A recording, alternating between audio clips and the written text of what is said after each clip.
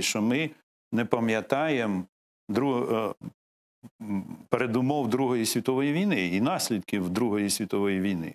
А в чому вони полягали?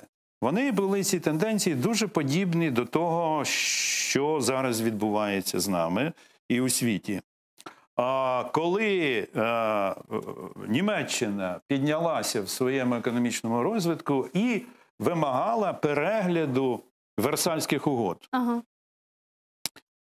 Так? А що зараз Путін вимагає? Він вимагає перегляду результатів Холодної війни. І він вирішив переглянути ці результати шляхом розв'язання війни, так як Гітлер розв'язав війну в Європі, і так як Муссоліні почав воювати в Ефіопії, також, власне, за свою сферу впливу. Сьогодні Путін робить те ж саме. Він воює, правда, не в Ефіопії, він воює в Лівії, він воює в Сирії за тим, щоб витіснити американців з Близького Сходу і самому зайняти домінуюче положення Росії. Тобто ми бачимо абсолютну аналогію того, що робив Гітлер, і того, що робить сьогодні пан Путін. Звісно, тогда это привело к Второй мировой.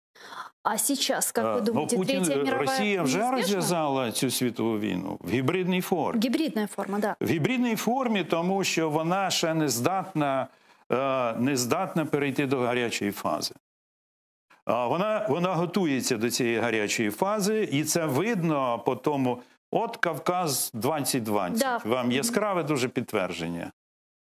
Це ж підготовка, стратегічне розгортання для широкомасштабного наступу не тільки на Україну. Україна для Росії – це передова зона. А той, хто захоплює з точки зору воєнного мистецтва передову зону, той має стратегічні переваги на глибину. Ну, вот